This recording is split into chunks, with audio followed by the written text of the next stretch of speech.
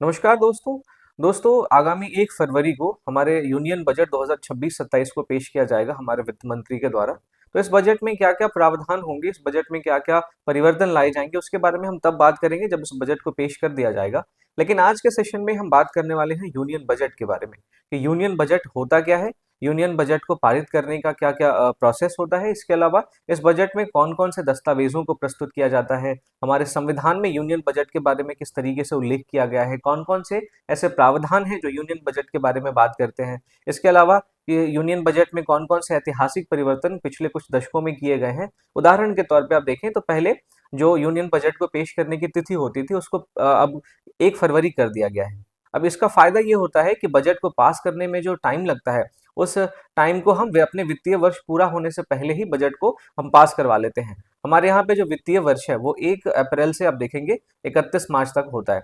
तो हम इस दौरान 1 फरवरी को से 1 अप्रैल के बीच में ही बजट को पास कर लेते हैं। तो पहले जो हमें वोट ऑन अकाउंट की ज़रूरत पड़ती थी यानी लेखानुदान की ज़रूरत पड़ती थी, अब ये थोड़ा-सा अप्रासंगिक हो गया है। तो हम इस टॉपिक पे भी बात करेंगे कि ये जो वोट ऑन अकाउंट है किस हद तक अप्रासंगिक हो गया। तो इस पूरे सेशन में दोस्तों यूनियन बजट के बारे में हम इतिहास से लेके वर्तमान तक बात करेंगे और इसके भविष्य के बारे में भी बात करेंगे। तो आई एम योर दोस्त Rahul Sharma and I welcome you all to Rahul Sharma education. सबसे पहले दोस्तों बात करते हैं कि यूनियन बजट क्या है। देखिए, आपके घर में भी कितने पैसे आने वाले होते हैं, कितने पैसे खर्च होने वाले हैं, तो इस बात का एक बजट बनाया जाता है। तो जो संघीय बजट है वो हमारी केंद्र सरकार का भी ऐसा ही बजट है जिसमें एक वित्तीय वर्ष में यानी 1 अप्रैल से लेके 31 मार्च तक का हम एक वित्तीय वर्ष कहते हैं। ठीक है, तो इस एक वित्तीय वर्ष में सरकार का अनुमानित आय कितना होगा, सरकार का कितना खर्चा होगा, इस बात का विवरण संघीय बजट के माध्यम से प्रस्तुत किया जाता है। ठीक है, तो ये कुछ और नहीं है, एक तरीके से हमारे घर में जिस तरीके का बजट होता है कि हमारे घर में कितने पैसे आएंगे और हम एक साल में कितने पैसे खर्च करेंगे, उसी तरीके से सरकार जो है वो एक वित्तीय वर्ष में अपने पास आने वाले पैसे के बारे में और अपने खर्च के बारे में जो विवरण प्रस्तुत करती है उसी को हम बजट के नाम से जानते हैं। इस बजट को प्रत्येक वर्ष केंद्रीय वित्त मंत्री द्वारा 1 फरवरी को लोकसभा में प्रस्तुत किया जाता है। आपको ध्यान में रखना है इसका डेट और इसको किस में प्रस्तुत किया जाता है, तो सबसे पहले लोकसभा में प्रस्तुत किया जाता है। फिर जब संसद से बजट की स्वीकृति हो जाती है तभी बजट में जो भी सरकार ने बातें की हैं उसका क्रियान्वयन होता है। तो इसका महत्व यह है दोस्तों कि सरकार की आर्थिक रणनीति क्या होने वाली है और सरकार कौन-कौन से विकास के कार्यों को प्राथमिकता दे रही है, इस बात को बजट में दर्शाया जाता है। सरकार की कर नीति क्या होगी, सरकार सामाजिक कल्याण के लिए कौन-कौन से कदम उठा रही है, बुनियादी ढांचे को सुधार करने के लिए कौन-कौन से कदम उठा रही है, रक्षा के क्षेत्र में, शिक्षा के क्षेत्र में, स्वास्थ्य के क्षेत्र में सरकार कितना खर्च करने की कोशिश कर रही है, सरकार कितना खर्च करने की तरफ जो अपना रुझान दिखा रही है, ये सब जो है वो बजट हमें बताता है। इसके अलावा जो बजट है वो सरकार में एक वित्तीय अनुशासन को बनाता है, सरकार में एक राजकोषीय संतुलन को सुनिश्चित करता है। तो यूनियन बजट हमारे देश के कल्याण में, हमारे देश के विकास में एक बहुत ही महत्वपूर्ण भूमिका रखता है। अब इससे पहले कि हम यूनियन बजट के बारे में और ज्यादा बात करें, हमें इसके इतिहास के बारे में पता होना चाहिए। देखिए दोस्तों, भारत में सबसे पहला बजट ब्रिटिशर्स के काल में 1860 में पेश किया गया था। इसको जेम्स विल्सन ने प्रस्तुत किया था। जेम्स विल्सन ब्रिटिश भारत के पहले वित्त सदस्य थे और आपको ध्यान में रखना है कि जब 1857 का विद्रोह हुआ था तो ब्रिटिश सरकार को बहुत ज्यादा परेशानी का सामना करना पड़ा था। उन्होंने कई सारी नीतियों को बदलना शुरू किया था। तो ब्रिटिश सरकार को 1857 की क्रांति के बाद उनका जो राजस्व की व्यवस्था थी उसको पुनर्गठन करने की जरूरत महसूस हुई और इसी के मद्देनजर 1860 में अगले 3 वर्षों के बाद पहला बजट जो है वो भारत का प्रस्तुत किया गया। तो ये तो हमने बात की भारतीय, जब भारत परातंत्र था, भारत परतंत्र था, तब भारत में पहला बजट पेश किया गया था। स्वतंत्र भारत में अगर हम बजट के इतिहास की बात करें तो स्वतंत्र भारत का जो पहला बजट है वो आर के शनमुखम चेट्टी के द्वारा 26 नवंबर 1947 को प्रस्तुत किया गया था। ये भारत के पहले वित्त मंत्री थे, आपको ध्यान में रखना है। लेकिन आपको ध्यान में होना चाहिए कि 1947 को जब हम आजाद हुए थे तब हम गणराज्य नहीं बने थे। तब तक हम अभी भी आप देखेंगे डोमिनियन थे ब्रिटिशर्स के।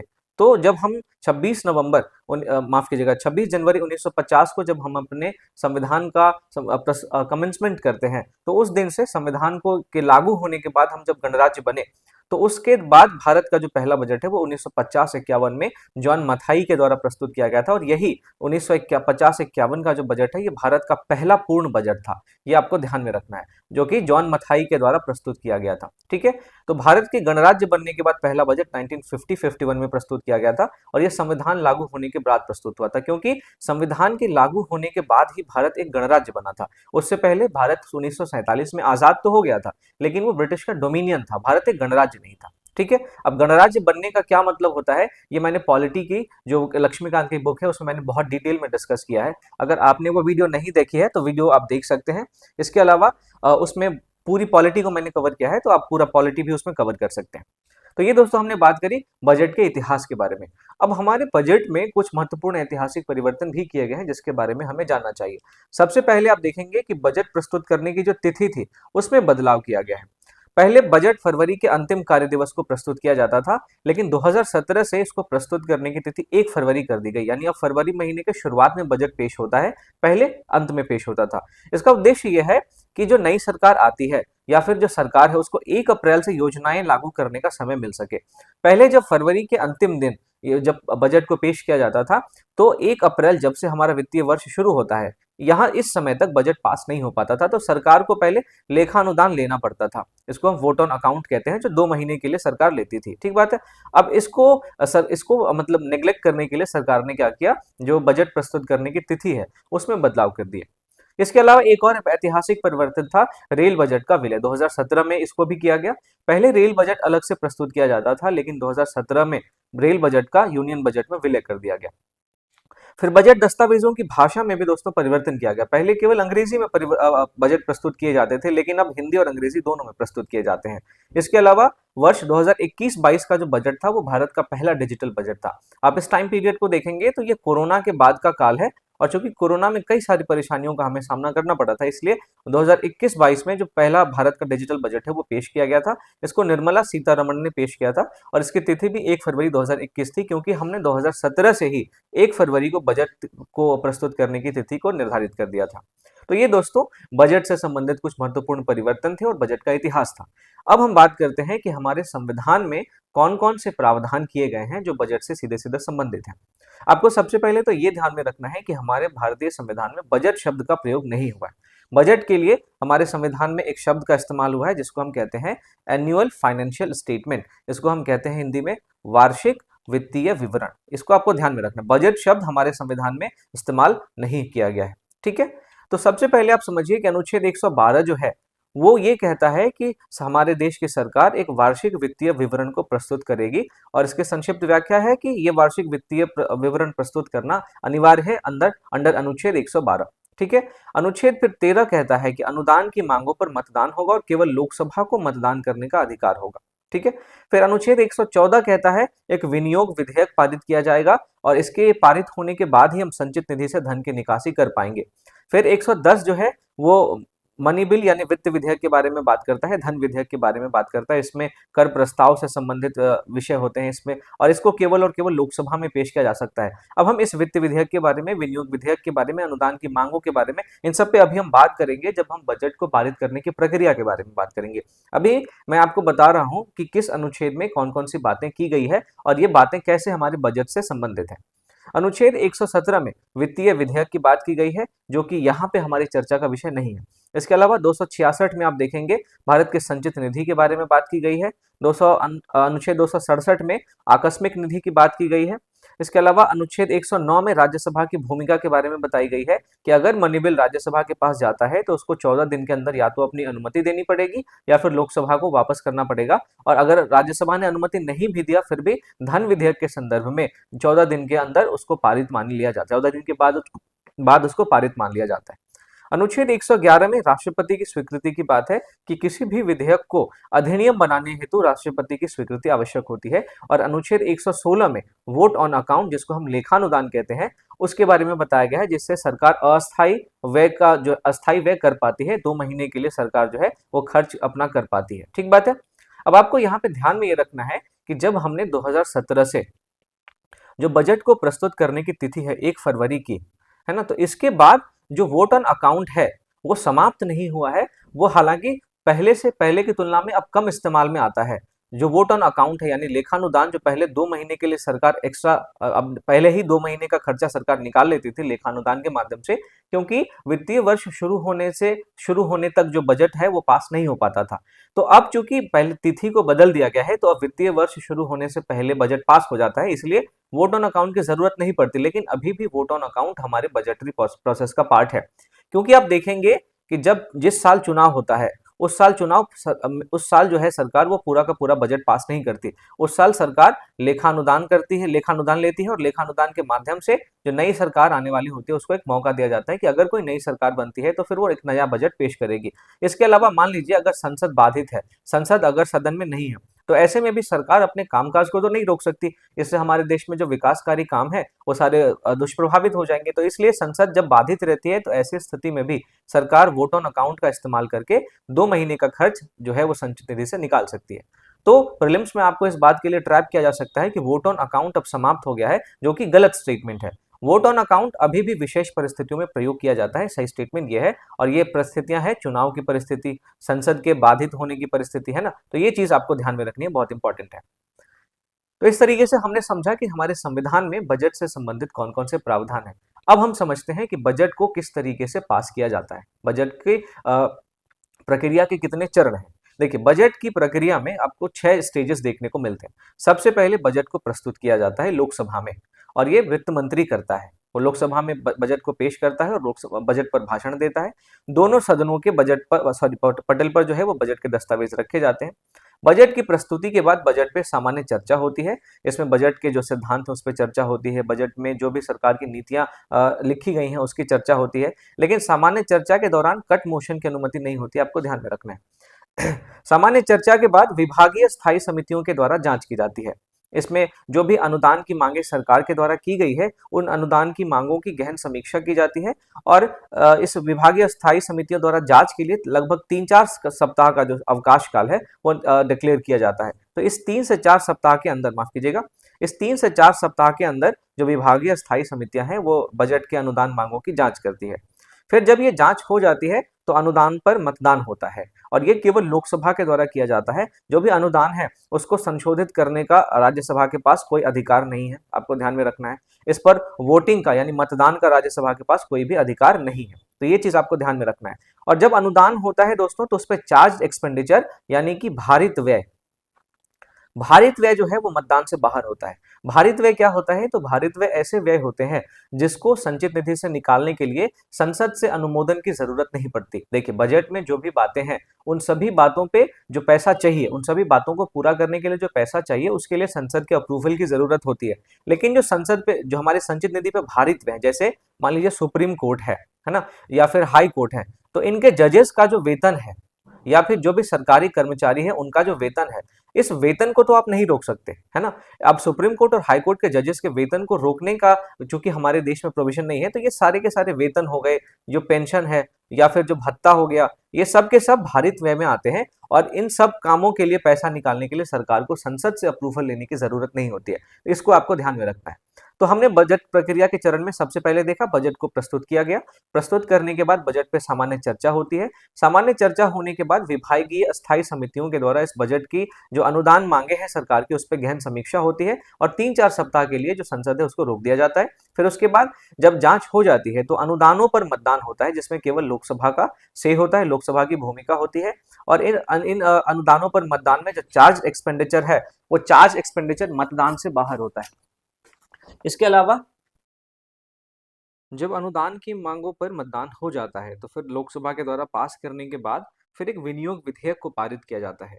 विनियोग विधेयक एक ऐसा विधेयक होता है जिसके पारित किए बिना संचित निधि से सरकार पैसा नहीं निकाल सकती। इसका मतलब कि जब विनियोग विधेयक पारित हो जाता है तो सरकार को इस बात की कानूनन रूप से अनुमति मिल जाती है कि वो संचित निधि से अपना पैसा निकाल सके। ठीक बात है। तो जब विनियोग विधेयक पारित हो जाता है तो उसके बाद अंतिम चरण के रूप में हम देखते हैं वित्त विधेयक पारित होता है। अब इन दोनों में फर्क है। जहां विनियोग विधेयक सरकार को संचित निधि से पैसा निकालने की कानूनी अनुमति देता है, वहीं वित्त विधेयक इससे थोड़ा सा अलग है। देखिए, दरअसल बजट में सरकार बहुत सारे कर के प्रस्तावों में परिवर्तन की बात करती है, कि कोई नया कर लगाना हो उसकी बात करती है। तो केवल बजट में इस बात को मेंशन करने से कि हम कोई कर को बढ़ा रहे हैं या किसी कर की दर में कटौती कर रहे हैं, तो वो कर है वो प्रभावी नहीं होता है। उसको प्रभावी बनाने के लिए बजट में सरकार ने कर से संबंधित जो भी बातें की है, उसको प्रभावी बनाने के लिए एक वित्त विधेयक को पारित करना होता है। तभी जाके जो भी कर प्रस्ताव बजट में है, उनको कानूनी रूप मिल पाता है। तो इसको पारित किया जाता है सब लास्ट में सबसे वित्त विधेयक को, और जब राष्ट्रपति की स्वीकृति इस वित्त विधेयक को मिल जाती है तो फिर ये फाइनेंस एक्ट बन जाता है, और उसके बाद जो भी सरकार ने करों में परिवर्तन से संबंधित प्रस्ताव बजट में जारी किए थे, वो प्रस्ताव लागू हो जाते हैं। तो इस तरीके से इन 6 चरणों में बजट को पारित किया जाता है। सबसे पहला बजट को प्रस्तुत किया जाता है। प्रस्तुत करने के बाद उस पे सामान्य चर्चा होती है, माफ कीजिएगा, सामान्य चर्चा होती है। सामान्य चर्चा के बाद फिर उसमें अलग-अलग विभागीय समितियों के द्वारा जांच की जाती है। फिर उसके बाद लोकसभा में अनुदान की मांग रखी जाती है, और अनुदान की मांग की स्वीकृति के बाद जो विनियोग विधेयक है, उस विनियोग विधेयक को पारित किया जाता है, और अंत में हम देखते हैं वित्त विधेयक को पारित किया जाता है। अब ये जो वित्त विधेयक होता है दोस्तों, ये एक प्रकार का धन विधेयक होता है। धन विधेयक इसलिए होता है क्योंकि अब वित्त विधेयक को हम केवल लोकसभा में ही पेश कर सकते हैं, क्योंकि ये धन विधेयक है, और धन विधेयक को भी लोकसभा में ही पेश कर सकते हैं। धन विधेयक से संबंधित और ज्यादा जानकारी के लिए आप मेरे लक्ष्मीकांत की पूरी प्लेलिस्ट को पढ़ सकते हैं। वहां पे मैंने संसद वाले चैप्टर में बहुत ही डिटेल में बजट को पास करने की प्रक्रिया के बारे में बताया है। ठीक है, तो राष्ट्रपति की स्वीकृति के बाद जब माफ कीजिएगा, वित्त विधेयक पारित हो जाता है, तो फिर उसके बाद जो बजट है वो पूरी तरीके से पारित माना जाता है। और जब बजट को प्रस्तुत किया जाता है तो उसके साथ कई प्रमुख दस्तावेजों का को भी प्रस्तुत करना अनिवार्य माना जाता है। जैसे एक तो आपको अपना जो वार्षिक वित्तीय विवरण है, अनुच्छेद 112 के तहत इसको प्रस्तुत करना अनिवार्य है। फिर उसके बाद अनुदान की मांगे रखना भी अनिवार्य है। इसके बाद वित्त विधेयक, जिसके बारे में मैंने अभी यहाँ पे आपसे चर्चा की, उसको भी प्रस्तुत करना अनिवार्य है। अदरवाइज जो बजट में कर से संबंधित बातें सरकार ने रखी हैं, वो बातें कानूनन रूप से प्रभावी नहीं हो पाएगी। और फिर उसके बाद विनियोग विधेयक, एप्रोप्रिएशन बिल को भी पारित करना अनिवार्य है, क्योंकि इसको पारित किए बिना सरकार संचित निधि से पैसा नहीं निकाल सकती। बजट में जिस भी योजना की चर्चा सरकार ने की है, उस योजना का क्रियान्वयन करने के लिए सरकार के पास पैसा ही नहीं होगा अगर वो विनियोग विधेयक को पारित नहीं करेगी। इसके साथ साथ 2003 में एफआरबीएम एक्ट को लाया गया, जो कि सरकार में आप देखेंगे राजकोषीय अनुशासन को बनाए रखने के लिए, सरकार में जो वित्तीय अनुशासन है उसको बनाए रखने के लिए इस अधिनियम को लाया गया था। तो इस अधिनियम के तहत भी जो 3 स्टेटमेंट है उसको जारी करना अनिवार्य होता है। जैसे सबसे पहला होता है मैक्रो इकोनॉमिक फ्रेमवर्क स्टेटमेंट। इसमें सरकार आर्थिक वृद्धि के बारे में और राजकोषीय स्थिति के बारे में आकलन करती है। इसके अलावा राजकोषीय नीति रणनीति स्टेटमेंट, यानी कि फिस्कल पॉलिसी स्ट्रैटेजी स्टेटमेंट को भी सरकार को जारी करना अनिवार्य होता है। इसमें सरकार जो राजकोषीय प्राथमिकताएं हैं अपनी, उसके बारे में बताती है। और फिर एक मध्यम अवधि राजकोषीय नीति वक्तव्य जारी करती है सरकार, जिसमें अगले 3 वर्षों के लक्ष्य के बारे में सरकार बताती है। तो ये सारे कुछ ऐसे दस्तावेज हैं जिनको बजट के साथ प्रमुख करना अनिवार्य होता है, बजट के साथ प्रस्तुत करना अनिवार्य होता है। तो इस तरीके से इन सारे दस्तावेजों को के बारे में समझने के बाद, इन सारे प्रमुख पहलुओं के बारे में समझने के बाद, हम इस निष्कर्ष पे पहुंचते हैं कि जो यूनियन बजट है वो सरकार के केवल आय व्यय का ब्यौरा नहीं है। ये जो यूनियन बजट है वो भारत की आर्थिक दिशा के बारे में हमें जानकारी देता है, सरकार की शासन प्राथमिकताओं के बारे में जानकारी देता है, और साथ ही साथ ये बताता है कि जो संवैधानिक वित्तीय नियंत्रण का एक महत्वपूर्ण दस्तावेज बजट है, वो हमारे देश में बहुत ही महत्वपूर्ण भूमिका रखता है। तो इस तरीके से दोस्तों मैं उम्मीद करता हूं कि आज के सेशन में मैंने बजट के बारे में जो भी चर्चाएं आपके साथ की, उन चर्चाओं के माध्यम से आप बजट को पारित करने की प्रक्रिया के बारे में समझ पाए होंगे, बजट के इतिहास के बारे में समझ पाए होंगे, और बजट को किस तरीके से बजट में कई सारे जो परिवर्तन किए गए उन सब के बारे में समझ पाए होंगे। इस पूरी चर्चा के आधार पर आप इस प्रश्न का जवाब दे सकते हैं कि वार्षिक वित्तीय विवरण संविधान के अनुच्छेद 112 के अंतर्गत प्रस्तुत किया जाता है, और इसमें सरकार की अनुमानित प्राप्तियां तथा व्यय सम्मिलित होते हैं। तो आप देखें कि 112 में वार्षिक वित्तीय विवरण की चर्चा है, तो जो पहला स्टेटमेंट है वो सही है। इसके अलावा दूसरा स्टेटमेंट ये है कि अनुदान की मांगे राज्यसभा द्वारा संशोधित की जा सकती है। तो ये जो स्टेटमेंट है, यहाँ पे ये जब वाला जो पार्ट है, ये राज्यसभा के द्वारा इसमें संशोधन किया जा सकता है, ये गलत है। ठीक बात है, तो आपका दूसरा स्टेटमेंट गलत हो जाता है। इसके आगे पढ़ते हैं। खैर, लेकिन उन पर मतदान का अधिकार केवल लोकसभा को होता है। जाहिर सी बात है, अनुदान की मांगों पर मतदान का अधिकार केवल लोकसभा को होता है। ये आधा स्टेटमेंट तो सही है, लेकिन राज्यसभा द्वारा संशोधन की जो बात है, तो ये स्टेटमेंट गलत है। इस वजह से हमारा जो दूसरा स्टेटमेंट है वो गलत हो जाता है। तीसरा स्टेटमेंट है कि वित्त विधेयक पारित होने के पश्चात ही सरकार को संचित निधि से धन व्यय करने का अधिकार प्राप्त होता है। तो ये स्टेटमेंट गलत है। गलत इसलिए कि वित्त विधेयक नहीं बल्कि विनियोग विधेयक पारित करने के बाद ही सरकार को संचित निधि से धन व्यय करने का अधिकार प्राप्त हो जाता है। तो तीसरा स्टेटमेंट भी गलत है। चौथा स्टेटमेंट है कि मध्यम अवधि राजकोषीय नीति स्टेटमेंट एफआरबीएम अधिनियम के अंतर्गत अगले 3 वर्षों के लिए राजकोषीय लक्ष्य को प्रस्तुत करता है। तो ये बिल्कुल सही स्टेटमेंट है, जिसके बारे में अभी मैंने आपसे बात की थी। तो आपसे पूछा गया है कि कौन से कथन सही है, आपको यहाँ पे ध्यान से पढ़ना है, सही पूछा गया है या सही नहीं पूछा गया है, ठीक है। तो कौन से कथन सही है में आप देखेंगे पहला और चौथा सही है, तो ऑप्शन नंबर ए आपका सही जवाब हो जाता है। तो इस तरीके से दोस्तों आज की हमारी जो ये चर्चा है वो पूरी हो जाती है, और मैं उम्मीद करता हूँ कि इस चर्चा के माध्यम से आपको फायदा पहुंचा होगा। इस सेशन के पीडीएफ के लिए अगर आपको पीडीएफ चाहिए तो आप मेरे टेलीग्राम चैनल को जरूर ज्वाइन करें। राहुल शर्मा करंट अफेयर्स के नाम से ये चैनल है, इसका लिंक आपको डिस्क्रिप्शन में मिल जाएगा। इसके अलावा जाने से पहले एक बार फिर से मैं आप सबको रिमाइंड करवा दूं दोस्तों, अगर वीडियो पसंद आई हो तो लाइक जरूर करें, अगर आपने चैनल को सब्सक्राइब नहीं किया है तो सब्सक्राइब जरूर करें और अपने दोस्तों में भी शेयर करें। तो अगले टॉपिक के साथ आपके साथ मिलता हूँ, तब तक के लिए थैंक यू।